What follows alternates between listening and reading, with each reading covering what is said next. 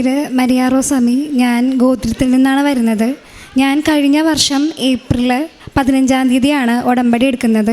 അതിനു മുന്നേ എൻ്റെ അമ്മയും അമ്മയുടെ അമ്മയും 2018-19 ഉടമ്പടി എടുത്തായിരുന്നു. അപ്പോൾ അവരോടൊപ്പം ഞാൻ പ്രാർത്ഥിക്കുകയല്ലാതെ അതിൽ കൂടുതലൊന്നും ഞാൻ ചെയ്തിട്ടില്ല.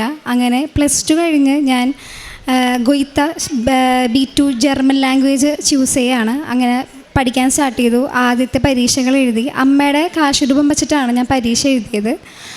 പരീക്ഷ എഴുതിയപ്പോൾ അമ്മയുടെ കാശുരൂപം മുറുക്കി പിടിച്ചിട്ടാണ് ഞാൻ സ്പ്രഹനൊക്കെ ചെയ്തത്. അന്ന് എൻ്റെ പാർട്ട്ണറിന് പോലും പറയാൻ പറ്റില്ലെങ്കിലും എനിക്ക് ഒരു ടോപ്പിക്ക് പോലും മനസ്സിലായില്ല. പക്ഷേ അന്ന് ഒരു ചെറിയൊരു ആളുടെ ഓപ്പോസിറ്റ് ഇരിക്കുന്ന ആളൊരു വാക്ക് പറഞ്ഞപ്പോൾ എനിക്ക് ആ ടോപ്പിക്ക് ഫുള്ള് മനസ്സിലായി. സ്പോട്ടിൽ എനിക്ക് ഒന്നും കീ പോയിൻറ്റ്സ് എഴുതി പോലും വെക്കാണ്ട് പറയാൻ സാധിച്ചു. അവർ ചോദിച്ച ചോദ്യത്തിന് നന്നായിട്ട് ഉത്തരം പറയാൻ സാധിച്ചു. അന്ന് നമ്മുടെ കാശുരൂപം ഉള്ളത് കൊണ്ട് മാത്രമാണ് എനിക്കങ്ങനെ പറയാൻ സാധിച്ചത്. പിന്നെ ഞാൻ ലിസണിങ്ങും ലേസനും ഹിയറിങ്ങും ഞാൻ പാസ്സായി. ഇതേപോലെ തന്നെ അമ്മയുടെ കാശുരൂപം പിടിച്ചിട്ട് തന്നെയാണ് ഞാൻ രണ്ടും എഴുതിയത്. അങ്ങനെ അതിനൊപ്പം ഞാൻ റൈറ്റിങ്ങും എഴുതിയിട്ടുണ്ടായിരുന്നു. പക്ഷേ ഞാൻ റൈറ്റിങ്ങിന് പാസ്സായില്ല. എന്നെക്കൊണ്ട് പറ്റാവുന്നതിലധികം ഞാൻ ചെയ്തിട്ടുണ്ട്. ഞാൻ ഇനി എന്ത് ചെയ്ത് പരീക്ഷ പാസ്സാവുമെന്ന് എനിക്ക് അറിയില്ലായിരുന്നു. കാരണം അത്രയും പഠിച്ചിട്ടുണ്ടായിരുന്നു. ഞാൻ അമ്മയോട് പറഞ്ഞത് ഞാൻ അമ്മ എന്ത് ചെയ്യും, കാരണം ഇനി ഇതന്നെ പഠിച്ചിട്ടും ഇതന്നെ എഴുതിയാലും ഞാൻ പാസ്സാവൂലേ. അങ്ങനെയാണ് ഏപ്രിൽ ഞാനിവിടെ വരുന്നതും ഉടമ്പടി എടുക്കുന്നതും. എനിക്ക് മെയ് 28-ാം തീയതിയാണ് പരീക്ഷ. ഞാനങ്ങനെ ഏപ്രിൽ ഉടമ്പടി എടുക്കുന്ന സമയത്ത് അടിയിൽ നിന്ന് ഒരു കുട്ടി പറഞ്ഞു എൻ്റെ അമ്മനോട്, ഒരു ആൻറ്റി കുട്ടി എങ്ങാണ്ടും പറഞ്ഞു അമ്മനോട്, അടുത്ത മാസം അച്ഛൻ തലയിൽ തൊട്ട് പ്രാർത്ഥിക്കും, ഹോൾ ടിക്കറ്റായിട്ട് വന്നാൽ മതി എന്ന് പറഞ്ഞു.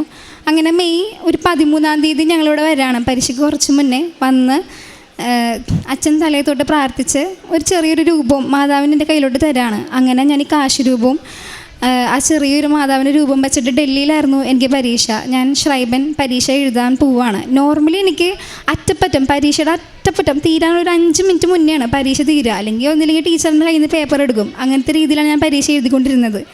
എന്നാൽ അന്നത്തെ പരീക്ഷയിൽ എനിക്ക് 1/2 മണിക്കൂർ കൊണ്ട് റൈറ്റിംഗ് പരീക്ഷ ഞാൻ എഴുതി തീർത്തു.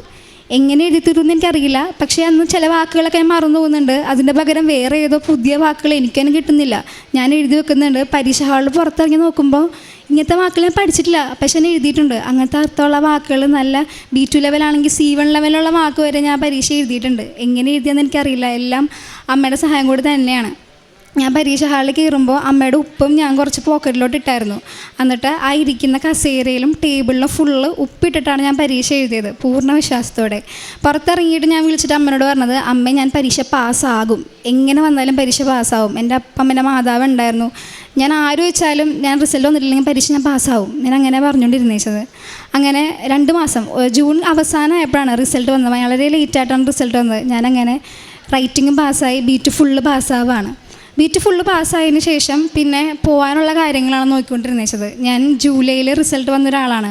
പക്ഷേ പോകാനായിട്ട് കുറേ പൈസ വേണം. 7 ലക്ഷം 8 ലക്ഷം അതൊന്നും വീട്ടിൽ താങ്ങൂലെന്ന് എനിക്കറിയാം. അതുകൊണ്ട് ഞങ്ങളുടെ കസിൻ ഒരു നമ്പർ തന്നു, ജർമ്മനിലുള്ളൊരു ആൻറ്റിയുടെ അങ്കിളുടെ. അവർ കുറച്ച് ഹോസ്പിറ്റലുകളുടെ ഡീറ്റെയിൽസ് തരും. ഞാനതിൽ മെയിൽ അയക്കും. അവരെനിക്ക് റിപ്ലൈ തരുമെന്ന് വെച്ച് നോക്കിയിരിക്കും. അങ്ങനെ 2 മാസം പോയി. എനിക്ക് എവിടെയും ഹോസ്പിറ്റലിൽ നിന്ന് റിപ്ലൈയോ ഒന്നും വന്നില്ല. അങ്ങനെ നിൽക്കുമ്പോൾ എനിക്ക് ഭയങ്കര ടെൻഷൻ കൂടി വരായിരുന്നു. അപ്പോൾ ഞാൻ പഠിച്ചിറങ്ങിയ സ്ഥലത്ത് തന്നെ ഞാൻ ജർമ്മൻ പഠിപ്പിക്കാൻ കയറുകയാണ്.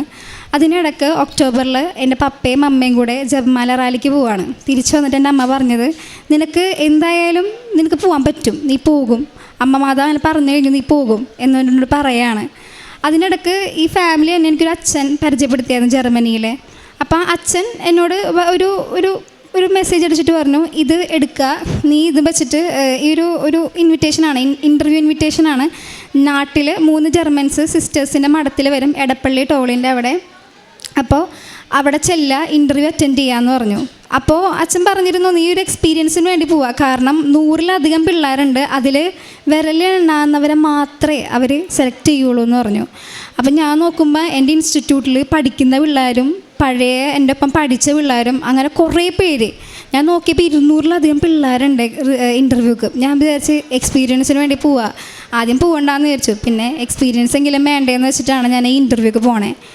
ഇൻ്റർവ്യൂക്ക് പോകുമ്പോൾ ഞാനവിടെ ചെല്ലുന്നു, കാശ് രൂപം കയ്യിലുണ്ട്. ഞാനങ്ങനെ 3 പേരുടെ മുമ്പിലിരിക്കുകയാണ്. 3 ജർമ്മൻസാണ്.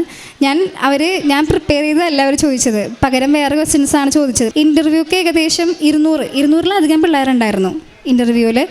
അങ്ങനെ ഞാൻ ഇൻ്റർവ്യൂ കയറുന്നു. 3 പേരുടെ മുന്നിലും ഒരു കുഴപ്പമില്ലാതെ ഞാൻ നന്നാണ് സംസാരിക്കുന്നു. ഓപ്പോസിറ്റ് ഇരിക്കുന്ന ആളോട് എൻ്റെ ഡൗട്ടുകളുണ്ടെങ്കിൽ ഡൗട്ടുകൾ ഫുള്ള് ചോദിക്കുന്നു. അമ്മ പുറത്തിരുന്ന് പ്രാർത്ഥിക്കുന്നുണ്ടായിരുന്നു.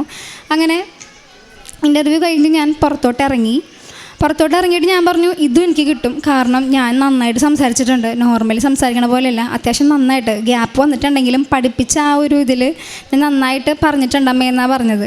അതിനുശേഷം കുറച്ച് നാളുകൾക്ക് ശേഷം ഡിസംബർ അവസാനമൊക്കെ ആയപ്പോൾ എനിക്കൊരു മെയിൽ വരാണ്. എൻ്റെ ഒപ്പം പഠിച്ചിരുന്ന പിള്ളേർ വരെ ആ ഒരു ഇൻ്റർവ്യൂവിലുണ്ടായിരുന്നു. എൻ്റെ ക്ലാസ്സിൽ ഞാൻ പഠിപ്പിക്കുന്ന കൊച്ചുങ്ങൾ പ്രിപ്പറേഷൻ അവസാനത്തെ exam, last level exam preparation പഠിപ്പിക്കുന്ന സമയത്ത് അവിടുത്തെ കുട്ടികളെ വരെ ചെയ്തിട്ടുണ്ടായിരുന്നു ഈ ഇൻ്റർവ്യൂ. അപ്പോൾ അവർക്കൊക്കെ റിജക്ഷൻ എന്ന് പറഞ്ഞ മെയിൽ വന്നു. അപ്പോൾ ഞാൻ വിചാരിച്ചു, ദൈവം ഇനി എനിക്ക് എന്തായിരിക്കും.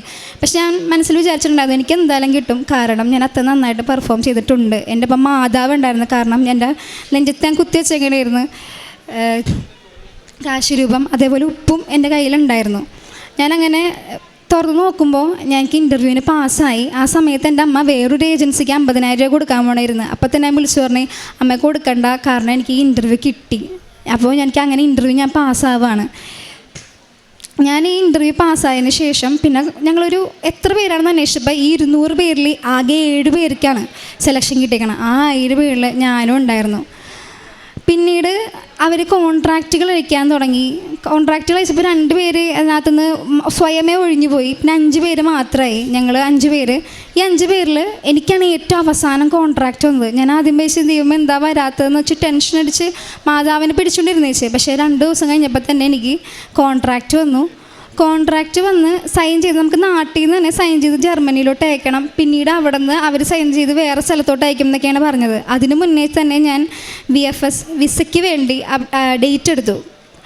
ഞാൻ വിചാരിച്ചത് ഈ ഡേറ്റ് എടുത്താലേ എനിക്ക് ഏപ്രിൽ 1-ാം തീയതിയാണ് ക്ലാസ്. ഡേറ്റ് എടുത്താലേ ഈ ഫെബ്രുവരി 26 ഡേറ്റ് എടുത്താലേ എനിക്ക് എന്തായാലും ഏപ്രിൽ 1-ന് പോകാൻ പറ്റുള്ളൂ. അങ്ങനെ ഞാൻ കോൺട്രാക്റ്റ് വന്നേക്ക് മുന്നേ തന്നെ ഡേറ്റ് എടുത്ത് വെച്ചിട്ടുണ്ടായിരുന്നു. അങ്ങനെ ഈ കോൺട്രാക്റ്റ് സൈൻ ചെയ്ത് ഞാൻ അവർക്ക് അയക്കാണ്.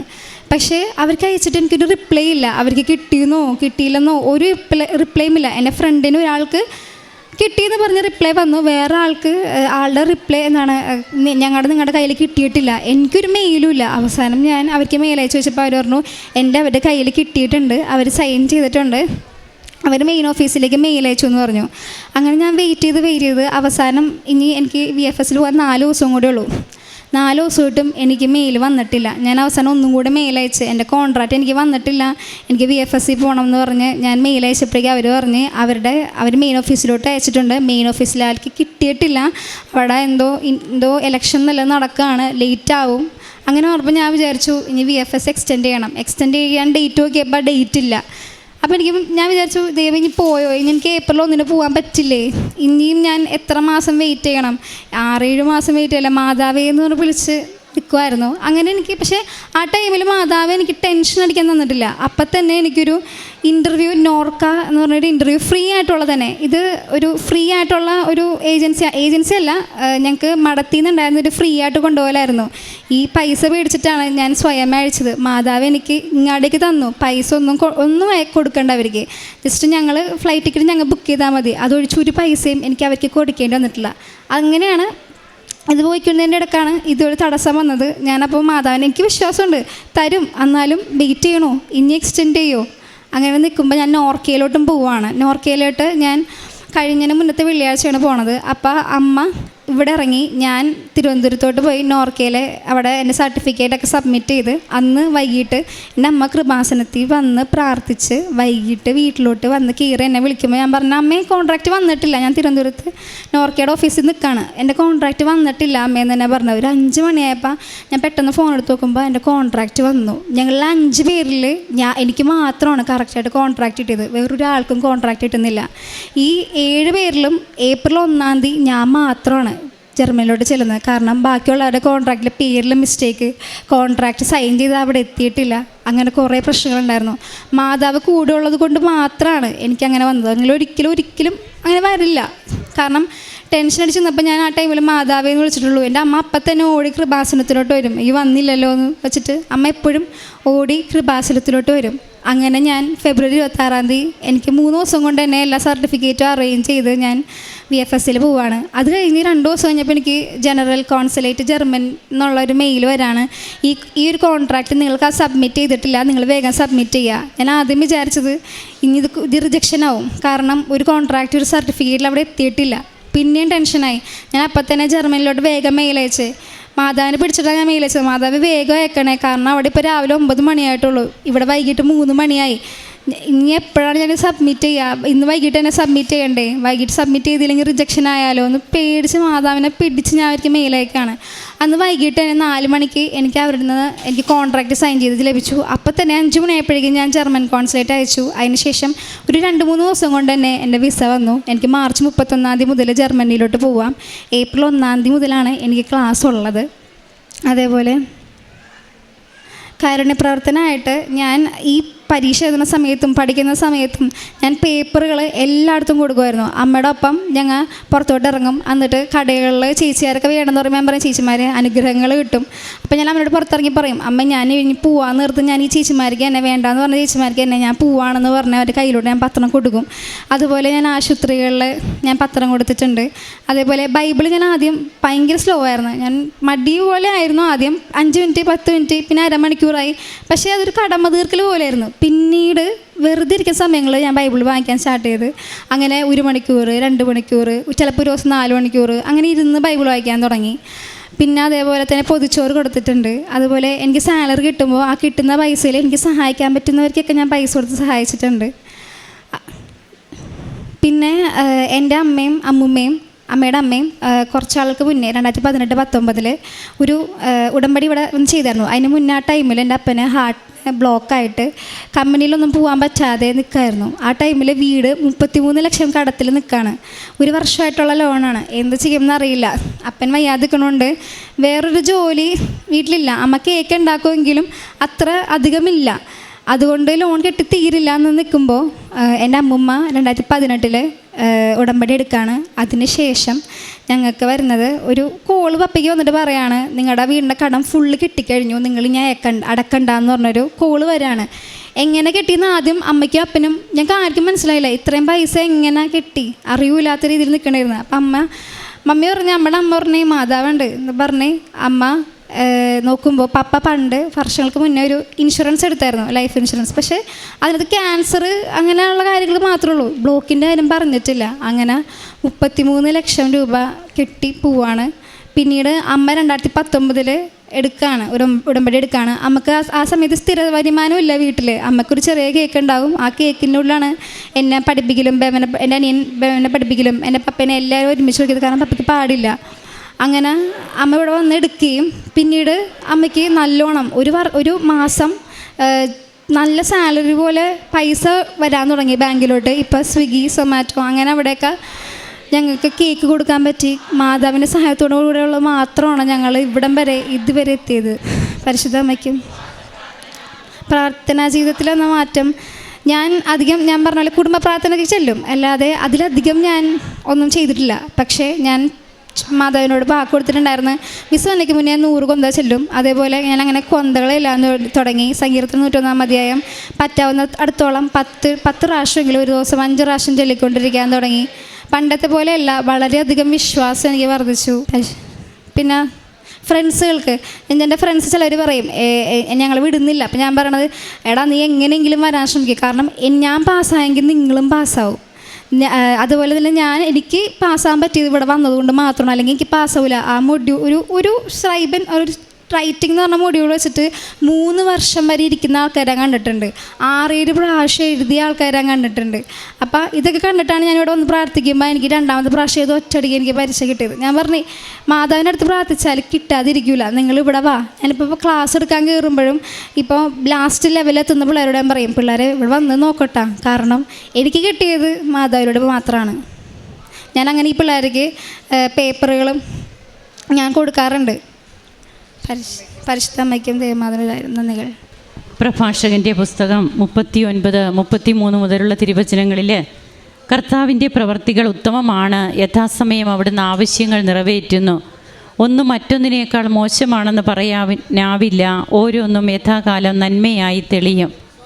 മരിയ റോസമ്മി തനിക്ക് ജർമ്മനിയിലേക്ക് പോകുവാനുള്ള തൻ്റെ പരീക്ഷ പാസ്സാകുന്നതും ഇൻ്റർവ്യൂ ഒക്കെ ക്ലിയർ ആകുന്നത്, വിസ എത്ര പെട്ടെന്ന് തനിക്ക് കിട്ടുന്നു, ഇതിൻ്റെയൊക്കെ തടസ്സങ്ങളുണ്ട്. ഈ തടസ്സങ്ങളുടെയൊക്കെ ഇടയ്ക്ക് തനിക്കിതൊക്കെ ലഭിച്ചത് അത് ആദ്യമേ തനിക്ക് അത്രയ്ക്കൊന്നും ബോധ്യമില്ലായിരുന്നു. തൻ്റെ അമ്മയും അമ്മൂമ്മയും ഒക്കെ ഉടമ്പടി എടുത്ത് അവർ ഉടമ്പടി ജീവിതം നയിക്കുന്നു. അവർ പറഞ്ഞിട്ടൊന്നും താൻ ആദ്യം ഉടമ്പടി എടുക്കാൻ കൂട്ടാക്കിയില്ല. എന്നാൽ ഉടമ്പടി കാശുരൂപവും കൊണ്ട് പോകുമ്പോൾ തനിക്ക് കിട്ടിയ വിജയം, അത് താൻ ഒരിക്കലും പഠിച്ചിട്ടില്ലാത്ത കാര്യങ്ങളൊക്കെ തനിക്ക് എഴുതാൻ പറ്റുന്നു.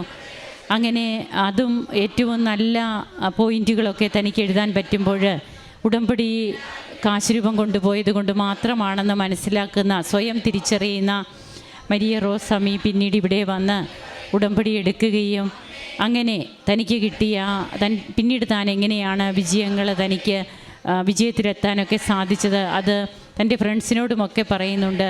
തനിക്കിത് സാധിച്ചത് പരിശുദ്ധ അമ്മയുടെ തിരുമുൻപിലെ ഉടമ്പടിയിലൂടെയാണ്. അതുകൊണ്ട് നിങ്ങൾക്കും സാധിക്കും, നിങ്ങളും വരണം. അങ്ങനെ മറ്റുള്ളവരോട് പറയാനും തൻ്റെ അനുഭവങ്ങൾ അവരുടെ മുമ്പിൽ പങ്കുവയ്ക്കാനുമൊക്കെ തനിക്ക് സാധിച്ചു. അങ്ങനെ മനുഷ്യൻ പലതും ആലോചിച്ച് വയ്ക്കുന്നു, നടപ്പിൽ വരുന്നത് കർത്താവിൻ്റെ തീരുമാനമാണ്. സുഭാഷിതങ്ങൾ 19:21 തിരുവചനങ്ങൾ അരുളി ചെയ്യുന്നുണ്ട്.